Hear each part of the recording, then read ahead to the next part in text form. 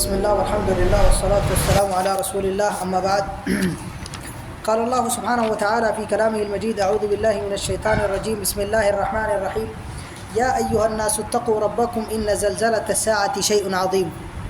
ہر قسم کی تعریف اللہ عز و جل کے لیے ہے۔ درود و سلام و اللہ کے تمام انبیاء کرام علیہم الصلاۃ والسلام پر، خصوصاً ہمارے اور آپ کے آخری نبی جناب محمد رسول اللہ صلی اللہ علیہ وسلم پر۔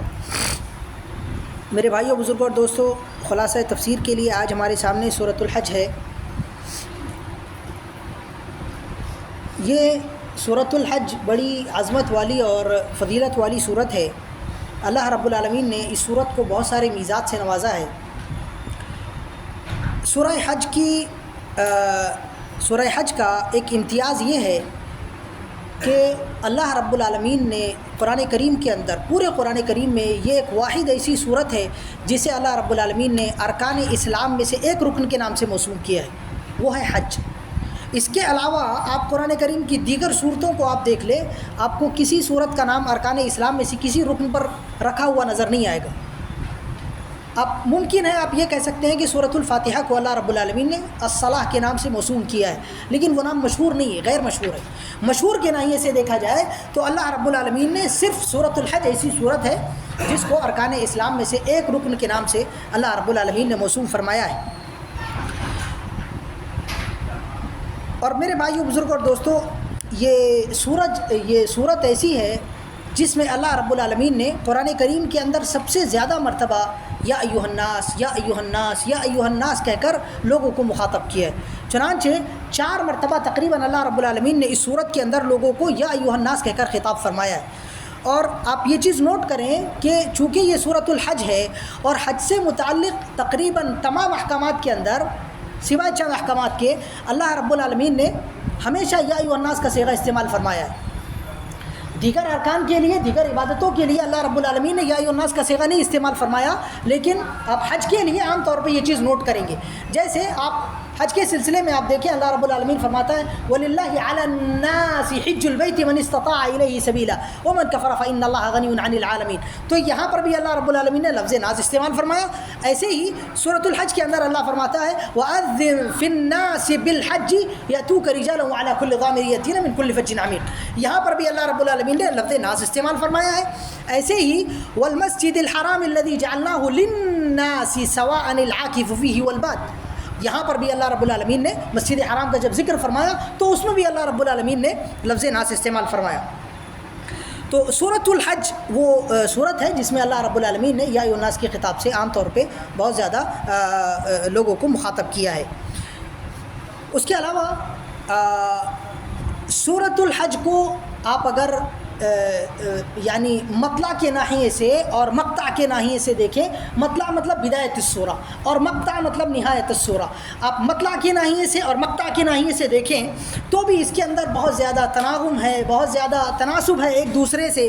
چنانچہ اب سورت کی ابتدا اللہ رب العالمین نے یا ایھا الناس کہہ کر فرمائی ہے، اور یا ایھا الناس میں تمام لوگوں کو خطاب ہے، ساری بشریت کو خطاب ہے۔ لیکن آپ سورہ حج کا نہایہ دیکھیں گے تو یا ایھا الذین آمنوا ارکعوا واسجدوا واعبدوا ربکم وافعلوا الخیر لعلکم تفلحون، اور آگے وجاہدوا فی اللہ حق جہادہ هو اجتباکم وما جعل علیکم فی الدین من حرج۔ اس میں اللہ رب العالمین نے سیدھے سیدھے خطاب مومنوں سے، مسلمانوں سے اور اللہ رب العالمین کا جواب دینے والے لوگوں سے فرمایا ہے۔ تو ابتدائی خطاب تمام لوگوں کے لیے ہے، لیکن نہایت خطاب صرف اور صرف مومنوں کے لیے ہے، مسلمانوں کے لیے ہے۔ ایسے ہی ابتدائی خطاب میں آپ دیکھیں اللہ رب العالمین نے تقوی اختیار کرنے کے لیے کہا یا ایھا الناس اتقوا ربکم، ٹھیک ہے، چنانچہ تقوی کا حکم دیا گیا۔ نہایت السورہ کو آپ دیکھیں تو وہاں پر اللہ رب العالمین نے تقوی کے ثمرات کو اللہ رب العالمین نے ذکر فرمایا۔ چنانچہ یا ایھا الذین آمنوا ارکعوا واسجدوا واعبدوا ربکم وافعلوا الخیر لعلکم تفلحون۔ تو نماز پڑھنا، رکوع کرنا، سجدہ کرنا، یہ سب تقوی کے ثمرات میں سے ہے، فوائد میں سے ہے۔ ایسے ہی میرے بھائیوں مزید ایک اور چیز دیکھ لیں۔ پہلا جو خطاب اللہ رب العالمین کا سورت کی ابتدا میں ہے وہ اس میں رہبت ہے، خوف ہے، ترغیب ہے. اللہ فرماتا ہے یا ایھا الناس اتقوا ربکم ان زلزلۃ الساعۃ شیء عظیم یوم ترونها تذهل كل مرضعة عما ارضعت وتضع كل ذات حمل حملها وترى الناس سکارى وما هم بسکارى ولكن عذاب الله شدید. تو یہ جو آیات ہے ابتدا کی، ان میں لوگوں کو ڈرایا گیا ہے قیامت کی ہولناکیوں سے. اور ظاہر بات ہے قیامت قائم کرنے والا اللہ رب العالمین ہے، اللہ کے ہاتھ میں ہے قیامت. تو گویا اللہ رب العالمین کی عظمت بتائی گئی، لوگوں کو ڈرایا گیا. اخیر میں آپ جائیں تو وہاں پر آپ کو ترغیب ملے گی، وہاں لوگوں کو تقریب ملے گی، لوگوں کو اللہ کے قریب کیا گیا.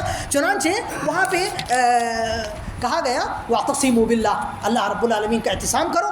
آگے کہا نعم المولا و نعم النصیر، اللہ رب العالمین کتنا بہترین مولا ہے اور کتنا بہترین مددگار ہے. تو گویا آپ کو اللہ کے قریب کیا گیا، آپ کو اللہ رب العالمین کی عظمت بتا کے یہاں اللہ رب العالمین کی آپ کے ساتھ میں مدد، تعاون، نصرت بتا کر کے آپ کو قریب لایا گیا. اللہ رب العالمین آپ کے ساتھ میں خیر فرمائے. ایسے ہی ایک اور ناحیے سے آپ دیکھیں کہ یہاں پر جو سورۃ الحج کی ابتدا میں اللہ رب العالمین نے اپنی عظمت کا ذکر کیا، جیسا کہ میں نے بھی اب آپ کو بتایا اپنی عظمت کا ذکر کیا. اس کے بالکل اخیر میں جا کے سورۃ الحج کے اخیر میں جا کر اللہ رب العالمین نے لوگوں کے عجز کو، جو کہ اللہ کے مقابل ہے، اللہ قوی ہے، عزیز ہے، جبار ہے، مقتدر ہے، اس کے مقابلے میں انسان فقیر ہے، قلاش ہے، دلیل ہے، حقیر ہے. تو وہاں لوگوں کے عجز کو بتایا گیا. چنانچہ یا ایھا الناس ضرب مثل فاستمعوا له ان الذين تدعون من دون الله لن يخلقوا ذبابا ولو اجتمعوا له وان يسلبهم الذباب شيئا لا يستنقذوه منه ضعف الطالب والمطلوب. اللہ رب العالمین نے وہاں لوگوں کا عجز بیان کیا. اب یہیں سے میرے بھائی بزرگوں اور دوستو ہم یہاں پر ایک نقطہ یہ نکال سکتے ہیں کہ یہ جو سورۃ الحج ہے وہ دراصل ایک موضوع اور ایک محور پر گھوم رہی ہے، اور اس موضوع کو لوگوں کو بتانا چاہتی ہے اور لوگوں کے اندر اسے پیدا کرنا چاہتی ہے. وہ کیا ہے؟ اللہ رب العالمین کی عبودیت. ٹھیک ہے، اب اس ناحیے سے آپ دیکھیں اللہ رب العالمین کی عبودیت کے ناحیے سے تو کیسے سورت اس کو بتاتی ہے. چنانچہ سب سے پہلے آپ دیکھیں کہ اس سورت کو اللہ رب العالمین نے اس کے رسول صلی اللہ علیہ وسلم نے 2 سجدوں کے ذریعے فضیلت دی ہے جو دیگر سورتوں کے اندر نہیں پائی جاتی. اور ظاہر بات ہے سجدہ یہ اللہ رب العالمین کی عبودیت کا اور اللہ رب العالمین کے سامنے خشوع، خضوع اور انکساری اور ذلت کا سب سے بڑا مظہر ہے. انسان جب سجدہ کرتا ہے تو انسان اپنے سب سے اشرف مقام کو اپنے یعنی اللہ رب العالمین کے سامنے سرخرو کر دیتا ہے، اللہ کے سامنے جھکا دیتا ہے، اور اپنے عجز کو، اپنی چوتڑ کو، یعنی اپنے جو انسان کی جہاں عزت شمار ہوتی ہے اس کو اٹھا دیتا ہے. اور یہ ظاہر بات ہے اللہ رب العالمین کے نزدیک سب سے اشرف حالت ہے. اللہ اس حالت کو انسان کی بہت زیادہ پسند فرماتا ہے. تو یہ ایک مظہر اس کے اندر آپ کو ملے گا. چنانچہ وصف کے طور پہ بھی اللہ رب العالمین نے وَمَن يُهِنِ اللَّهُ فَمَا لَهُ مِن مُكْرِمٍ إِنَّ اللَّهَ يَفْعَلُ مَا يَشَاءُ میں بطور وصف کے اللہ رب العالمین نے یہاں پر سجدہ کرنے کے لیے کہا. ایسے ہی آگے جا کے یا أَيُّهَا الَّذِينَ آمَنُوا ارْكَعُوا وَاسْجُدُوا وَاعْبُدُوا رَبَّكُمْ وَافْعَلُوا الْخَيْرَ لَعَلَّكُمْ تُفْلِحُونَ میں یہاں پر بھی اللہ رب العالمین نے وصف کے ساتھ ساتھ میں سجدہ کرنے کے لیے بھی کہا. یعنی سجدہ موجود ہے یہاں پہ، اس کے ساتھ ساتھ میں سجدے کا امر بھی موجود ہے.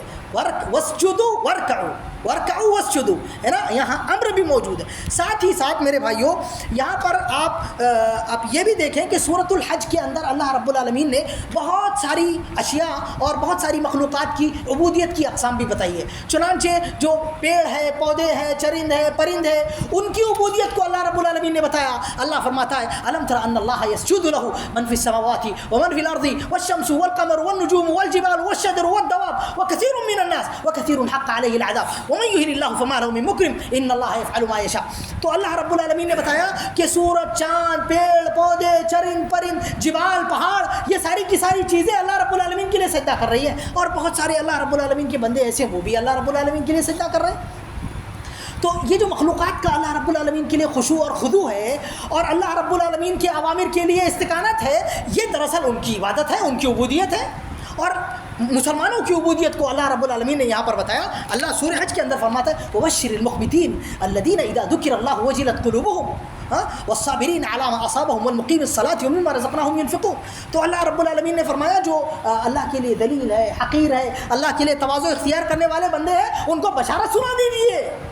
جو اللہ کا ذکر کیا جائے، اللہ کی آیات پڑھی جائیں تو ان کے دل میں رقت پیدا ہو جاتی ہے، ان کی آنکھیں بہنے لگ جاتی ہے، وہ اللہ کے راستے میں خرچ کرتے ہیں. اور جو بھی یعنی یہاں عبادتیں ذکر کی گئی، اللہ کی ساری عبادتیں قبول کرتے ہیں، تسلیم کرتے ہیں، مانتے ہیں. ایسے ہی اللہ رب العالمین نے جو منافقین ہیں ان کی عبودیت بھی ذکر کی. فرمایا وَمِنَ النَّاسِ مَن يَعْبُدُ اللَّهَ عَلَى حَرْفٍ فَإِنْ أَصَابَهُ خَيْرٌ اطْمَأَنَّ بِهِ وَإِنْ أَصَابَتْهُ فِتْنَةٌ انقلب عَلَى وَجْهِهِ خَسِرَ الدُّنْيَا وَالْآخِرَةَ ذَلِكَ هُوَ الْخُسْرَانُ الْمُبِينُ.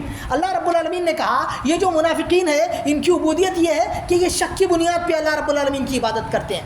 اگر ان کو خیر ملا تو اللہ رب العالمین کی راہ میں آگے بڑھیں گے، اور اگر ان کو خیر نہیں ملا، جہاں ذرا پریشانی آئی، مصیبت آئی، یہ پیچھے چھوڑ کے ہٹ جاتے ہیں، سارا دین ایک کنارے ڈال دیتے ہیں یہ. تو ان لوگوں کا بھی طریقہ اللہ رب العالمین نے بتایا. مشرکین کی عبودیت بھی اللہ رب العالمین نے ذکر کی. وَيَعْبُدُونَ مِن دُونِ اللَّهِ مَا لَمْ يُنَزِّلْ بِهِ سُلْطَانًا وَمَا لَيْسَ لَهُم بِهِ عِلْمٌ وَمَا لِلظَّالِمِينَ مِن نَّصِيرٍ. اللہ رب العالمین نے فرمایا یہ جو مشرکین ہیں یہ کیسے اللہ کی عبادت کر رہے ہیں؟ یہ اللہ کی عبادت نہیں کر رہے ہیں.